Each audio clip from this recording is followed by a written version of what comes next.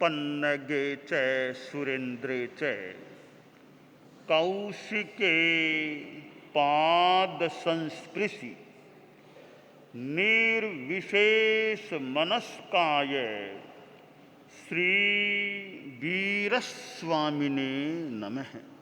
ठाणम आगम में कहा गया है, अंडगा अठ गतिया अट्ठा गतिया पन्नत्ता तंजहा अंड एसु उपवज्जमाने अंड ए हिंतो वा पोत ए हिंतो वा जरा उजे हिंतो वा रस जे हिंतो वा संशय गे हिंतो वा समुच्छी में हिंतो वा उब्भी ए हिंतो वा उपवाति ए हिंतो वा उपवज्जा शे चेवणम शे अंडे अंडगत्तम विप्पजहमाने अंडगत्ता एवा पोतगत्ता एवा जरा उजत्ता एवा रसजत्ता एवा संशेय गत्ता एवा समुच्छी मत्ता एवा उभ्यत्ता एवा उपवात्यत्ता एवा गच्छज्जा एवं पोतगावि जरा उजावि शेषाणम गतिरागति नत्थि। 8 प्रकार के त्रस जीवों का उल्लेख कल ठाणम आगम में आया था। अंडज, पोतज, जरायुज, रसज, संस्वेदज, सम्मूर्छिम, उद्भिज, औपपातिक। आज यह बताया जा रहा है इनकी आगति गति। 8 प्रकारों में एक है अंडज, अंडे से पैदा होने वाले जीव हैं, मयूर आदि आदि, कि इनकी अंडज जीवों की आगति ये कहाँ से मरकर के यहाँ अंडज के रूप में पैदा हो सकते हैं और वापस मरने के बाद कहाँ जा सकते हैं इन 8 में से। तो कहा गया है कि अंडज प्राणी इन 8 में से किसी में से भी मरकर के अंडज रूप में पैदा हो सकते हैं और मरकर वापस इन 8 में से किसी में भी जाकर पैदा भी हो सकते हैं। यानी 8 गतिर 8 आगति, 8 आगतिर 8 गति, दोनों 8 की है अंडज की। जो जीव अंडज योनि में उत्पन्न होता है वह अंडज, पोतज, जरायुज, रसज, संस्वेदज, सम्मूर्छिम, उद्भिज और औपपातिक, इन 8 योनियों से किसी से में से भी आ सकता है। और जो जीव अंडज योनि को छोड़कर दूसरी योनि में जाता है वह अंडज, पोतज, जरायुज, रसज, संस्वेदज, सम्मूर्छिम, उद्भिज और औपपातिक, इन 8 योनियों में जा भी सकता है। आना जाना दोनों 8 में से है। अब इसी प्रकार पोतज जीव प्राणी हैं, पोतज और जरायुज हैं, उनकी भी गति अंडज की तरह 8 से आगति, 8 में गति, 8 में से किसी से भी आ सकते हैं, 8 में से किसी में भी जा सकते हैं। तो अंडज, पोतज, जरायुज, इन तीनों की आगति गति 8 की बताई गई है। शेष जो रसज आदि बाकी जो 5 हैं उनकी गति आगति 8 की नहीं है, उनका अपना अलग। 8 में से वे नहीं आ सकते, 8 में किसी में भी जा भी नहीं सकते, परंतु 3 हैं अंडज, पोतज, जरायुज, ये खुले हैं, यानी 8 में से किसी से भी आ सकते हैं और 8 में से किसी में भी जा सकते हैं। तो यह एक पुनर्जन्म का नियम है कि कौन कहां से आ सकता है और कौन कहां जा सकता है। पुनर्जन्म का सिद्धांत है वह एक अध्यात्म का आधारभूत एक सिद्धांत है। कि पुनर्जन्म है, अनंत जन्म मरण की बात है, तब तो साधुपन लेने की ज्यादा सार्थकता है, साधना करने की ज्यादा सार्थकता है। अगर यह पक्का हो इस जीवन के बाद आगे कुछ भी नहीं है, तो यह साधुपन लेने का इतना कोई महत्व, उपयोगिता संभवतः नहीं रह जाती। तो जैन दर्शन में एक बड़ा महत्वपूर्ण सिद्धांत है, वह पुनर्जन्म है। आस्तिकवाद का एक मूल सिद्धांत है, वह पुनर्जन्म है। उस आस्तिक विचारधारा का मानो एक टिकने का स्थान या बड़ा महत्वपूर्ण सिद्धांत वह पुनर्जन्म है। नास्तिक का महत्वपूर्ण सिद्धांत है कि पुनर्जन्म नहीं है। ऐसी स्थिति है कि परलोक का जो विषय है ग्रंथों में पढ़ने को मिल सकता है, शास्त्रों में मिल जाता है, पर साक्षात तो क्या पता चले कि आगे पुनर्जन्म है या नहीं। विश्वास से, बुद्धि से, चिंतन से सोच करके कुछ निर्णय किया भी जा सकता है या श्रद्धा से माना जा सकता है, मैं तो इसको मान करके चलता हूं। फिर भी कोई यह सोचे भी क्या पता है पुनर्जन्म है या नहीं। अरे नहीं है जीवन अच्छा जियो, अच्छा जीवन जियो, अपराधों से बचो, अच्छा का शुभ योग में रहो, ये कल्याण की बात।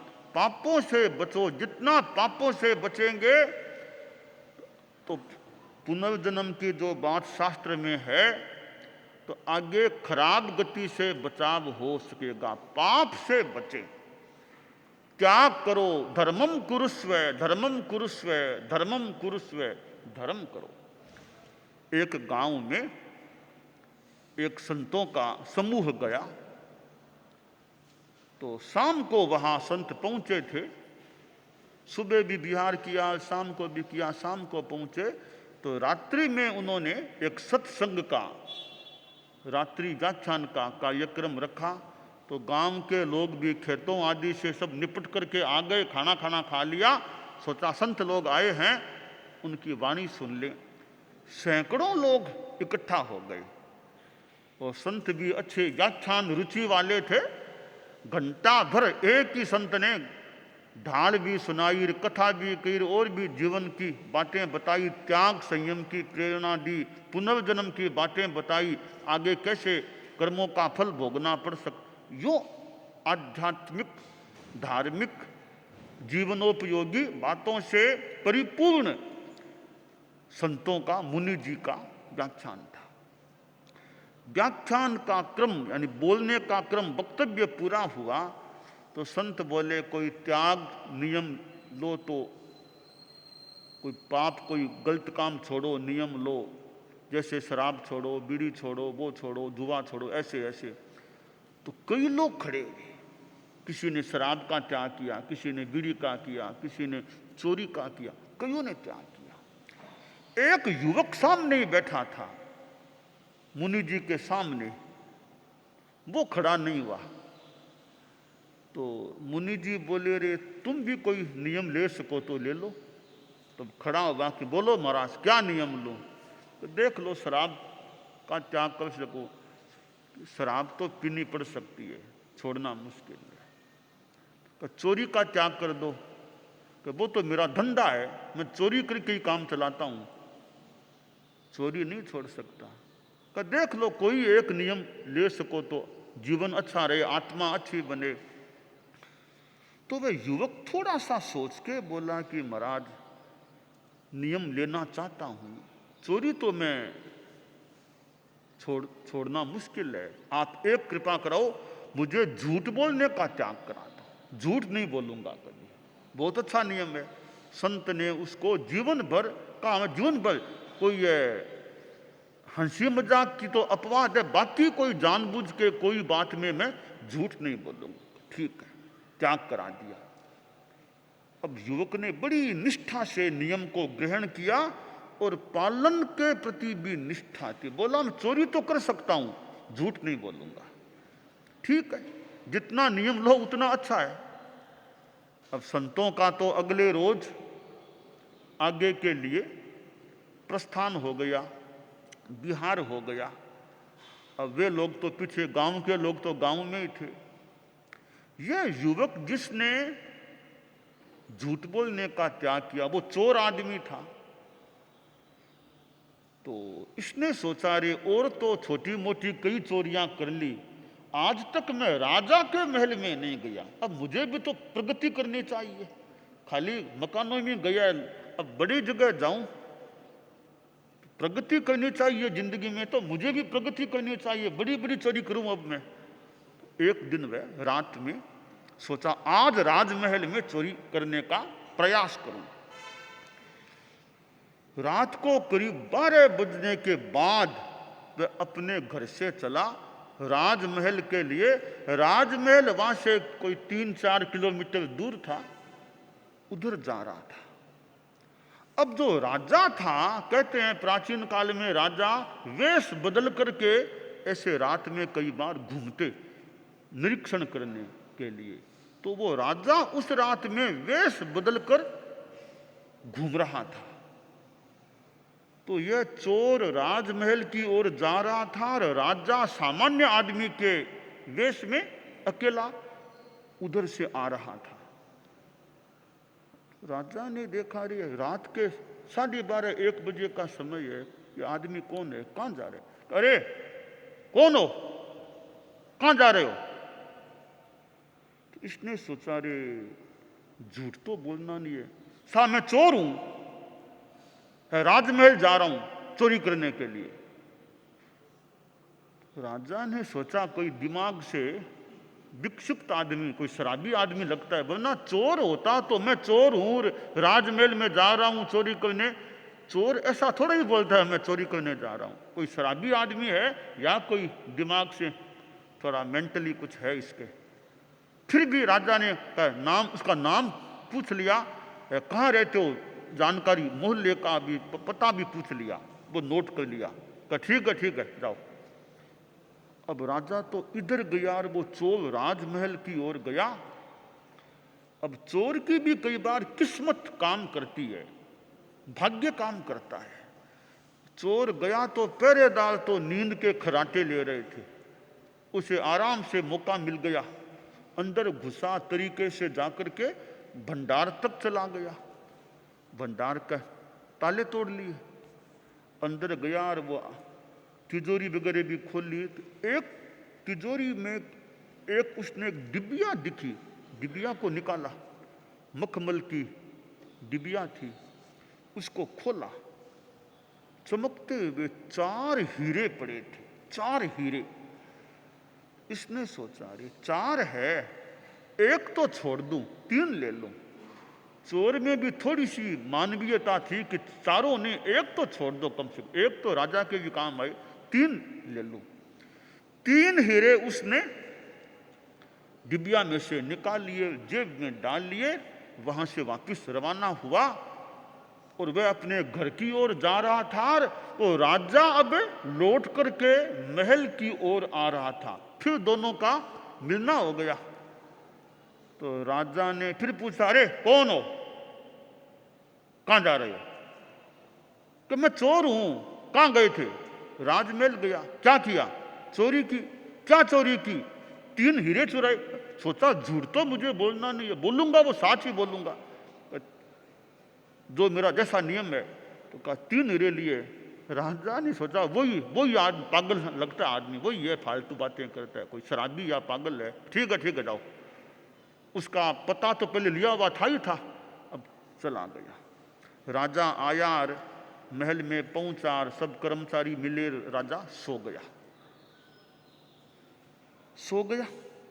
सवेरे राजा उठा तो जो उनके आरक्षक लोग, जो चोरी आदि की निगरानी वाली, महल की निगरानी करने वाले, भंडार के जो अधीक्षक भंडारी था, वे लोग आए कि महाराज गजब हो गया, बड़ा नुकसान हो गया। क्या हुआ? कि भंडार के ताले टूट गए और चोरी हो गई। राजा को थोड़ा सा तेजी का भाव कि ये पहरा देने वाले क्या करते हैं रात में, भंडार के ताले कैसे टूट सकते हैं? अगर पहरेदारों की व्यवस्था ठीक हो, सशस्त्र लोग खड़े हों, तो किसकी हिम्मत है कि भंडार का कोई ताला तोड़ दे? या तो पहरा देने वाले खुद तोड़ दें तो अलग बात है, बाकी तो किसकी हिम्मत है? तो लगता है कोई हमारे यहाँ व्यवस्था में थोड़ी कड़ाई नहीं है। तो ना भंडार के जो यह बात आप बाद में करना कि पहरेदार क्या करते हैं, पर ताले टूट गए यह बात पक्की है, चोरी होगी। कि चोरी क्या हुई? तात्कालिकता में जो ध्यान दिया है, 3 हीरे नहीं मिले। जो कुछ दिनों पहले हीरे आए थे, तो भंडारी का नहीं, 3 नहीं, 4, चारों गए, चारों। अच्छा, भंडारी साहब कह रहे हैं कि चारों गए। भंडारी की बात ज्यादा प्रामाणिक है, पूरी मैंने जानकारी कर ली है। 4 हीरे थे, चारों ही नहीं है, चारों हीरे गायब हैं महाराज।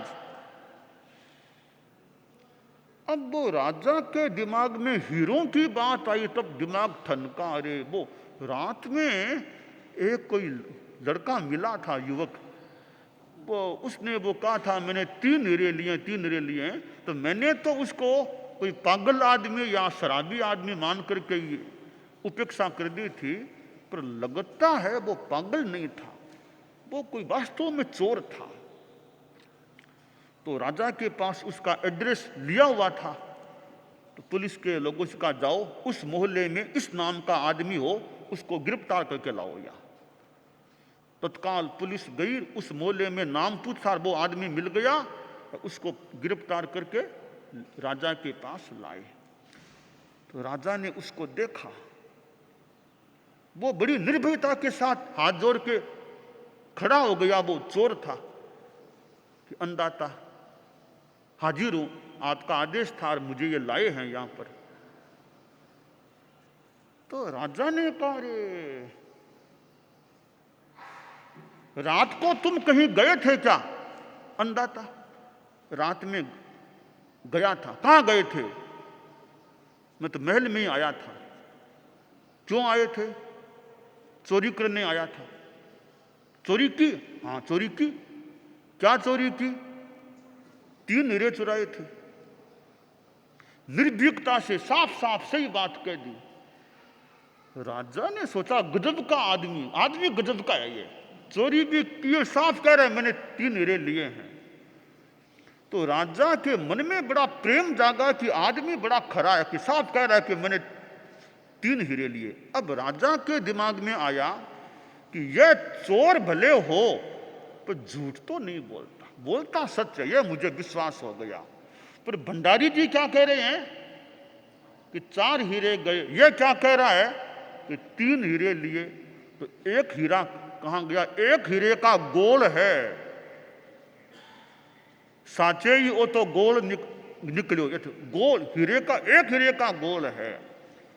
अब राजा को विश्वास था यह चोर तो झूठ नहीं बोलता। अब है कहीं न कहीं भंडारी के ही सारे ये कोई है दाव पेंच है एक हीरे के लिए। तो भंडारी जी एक हीरा का महाराज इसी ने लिए हैं, 3 क्या झूठ बोलता है, इसने 4 लिए हैं। आप थोड़ा लगाइए, सच बोल देगा 4 लिए हैं। तो राजा था, बोला भंडारी जी क्या लगाऊं? कि कोड़ा लगाइए इसके। कि कोड़ा इसके, कोड़ा आपके लगाऊं मैं, कोड़ा आपके लगाऊंगा। बताओ एक हीरा कहां गया? बोला अब खैर नहीं है, अब खैर नहीं है, एक हीरा कहां गया? अब राजा का वह रूप देखा तो भंडारी जी अब ढीले हो गए। बोला अंदाता मैं गुनाहगार हूं, एक हीरा मैंने जेब में ले लिया, सोचा 3 के साथ 4 की बात कर दूंगा, एक हीरा मैंने ले लिया। तब राजा ने कहा भंडारी जी मैंने इतना विश्वास किया, भंडार का काम महत्वपूर्ण सुरक्षा का दायित्व सौंपा, तुमने हीरा ले लिया। अंदाता अक्कल गांव चली गई, जो भी हुआ ठीक है। राजा ने कहा, चोर तुम चोर हो, चोरी क्यों करते हो? अन्नदाता, भूखा हूं इसलिए करता हूं। तुम्हारी व्यवस्था मैं करूं तो फिर मैं चोरी क्यों करूंगा? राजा बोला, आज से भंडार का अधीक्षक का दायित्व तुमको सौंपता हूं। भंडारी साहब, बहुत सेवा हो गई, अब आपको छुट्टी है, बस एक हीरा यहां रख दो, बाकी दंड देता, पर ठीक है, अब आप जाइए, एक हीरा यहां छोड़ो। हीरा ले लिया। चोर ने भी जेब से 3 हीरे निकाले, ये हीरे रहे आपके, 4 हीरे हो गए। चोर को तो भंडार का अधीक्षक, निरीक्षक, संरक्षक बना दिया। भंडारी को बर्खास्त कर दिया पद से। एक नियम लिया कि झूठ नहीं बोलूंगा। चोरी करता भी था, एक झूठ ने बोलने के कारण मान लो जो भी, कहा सामान्य चोर अपराधी आदमी, कहा राजमहल में राजा का खास बन गया और भंडार का अधीक्षक बन गया। तो त्याग जहां है वो आदमी को आगे बढ़ा सकता है। तो ये आगति गति की बात है ना, जितना भोग है, अपराध है, हिंसा है, पाप है, तो आत्मा दुर्गति में जा सकती है। त्याग, संयम, तपस्या है तो ये आगति गति में जाएगी भी आत्मा, तो ऊंची गति में, फिर कभी मोक्ष में भी जा सकती है। तो हमें यह ध्यान देना है, आगति गति के चक्र से निकलने के लिए धर्मम कुरुस्व, धर्म करो, त्याग संयम करो, तो आत्मा का कल्याण हो सकेगा।